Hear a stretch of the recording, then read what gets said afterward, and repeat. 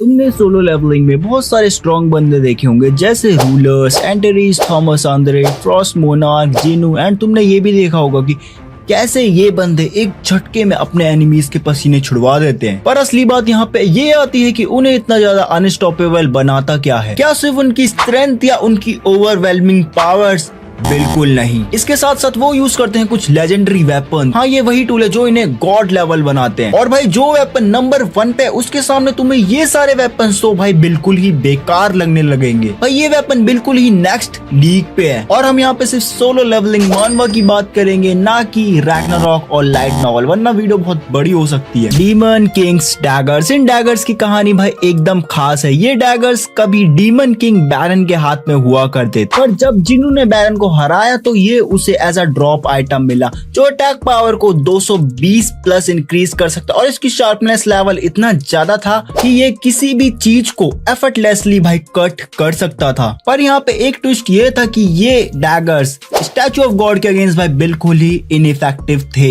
फिर भी जिन्होंने इसे एज अ मेन वेपन काफी लॉन्ग टाइम तक यूज किया। तो चलो चलते हैं नंबर 4 की तरफ, ऑर्ब ऑफ एवरेस। ये पावरफुल आइटम जिन्हों को तब मिला जब उसने वल्केन को हरा। ये आइटम मेजिस के लिए भाई एक ड्रीम टूल है क्योंकि ये यूजर की मैजिक पावर को भाई लिटरली डबल कर देता है। पर जिन्हों के लिए ये ज्यादा यूजफुल नहीं था क्योंकि जिन्हों ज्यादा मैजिक वगैरह का यूज नहीं करता था, इसलिए उसने ये टस्क अपने शैडो आर्मी के स्ट्रॉन्गेस्ट मेज को दे दिया। और भाई फिर क्या था, टस्क ने अपने मैजिक पावर को ड्रैगन्स के सामने फ्लेक्स करना स्टार्ट कर दिया। ऑर्ब ऑफ एवरेस एक लेजेंडरी टूल है पर काफी पावरफुल आइटम्स अभी भी बाकी है। Let's move on to number 3, demon king's long sword. Demon king Baran के आर्सेनल का एक और जैम था demon king's long sword. Baran के डिफीट के बाद ये स्वॉर्ड जिन्वू के हाथ लगा। ये स्वॉर्ड यूजर की अटैक पावर को 350 से ज्यादा तक इंक्रीज कर सकती है। लेकिन जिन्नू को भाई ज्यादा स्वॉर्ड्स पसंद नहीं थे क्योंकि वो डैगर्स का यूज करता था। इसीलिए उसने ये स्वॉर्ड अपने loyal shadow army member Igris को दे दिया जो इसे अपना as a main weapon use करता है।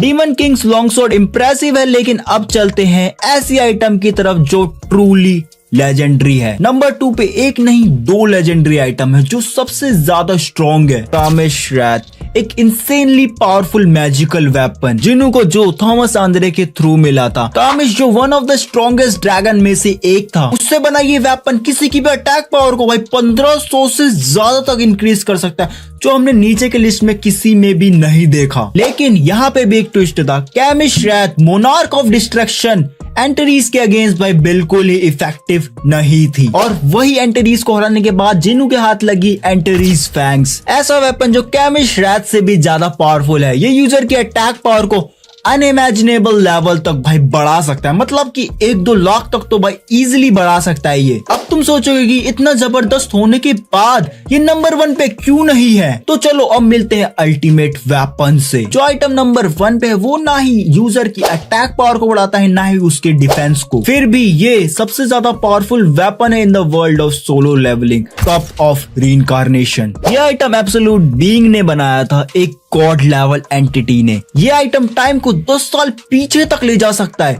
जिससे लोग की अपनी गलतियों को भाई सुधार सके। पूरी की पूरी भाई टाइमलाइन इससे रिवाइंड हो जाती है और सबकी मेमोरीज भी इससे रीसेट हो जाती है, एक्सेप्ट रूलर्स और मोनार्क। इसीलिए ये सोलो लेवलिंग यूनिवर्स का भाई स्ट्रॉन्गेस्ट वेपन है। तो ये थी सोलो लेवलिंग के टॉप 5 स्ट्रॉन्गेस्ट वेपन्स की लिस्ट। हर एक आइटम की अपनी यूनिक पावर एंड सिग्निफिकेंस है, पर कप ऑफ रीइंकार्नेशन का लेवल ही अलग है। It's literally a tool of gods. तुम्हारे हिसाब से सबसे ज्यादा पावरफुल आइटम कौन से? कमेंट में जरूर बताना।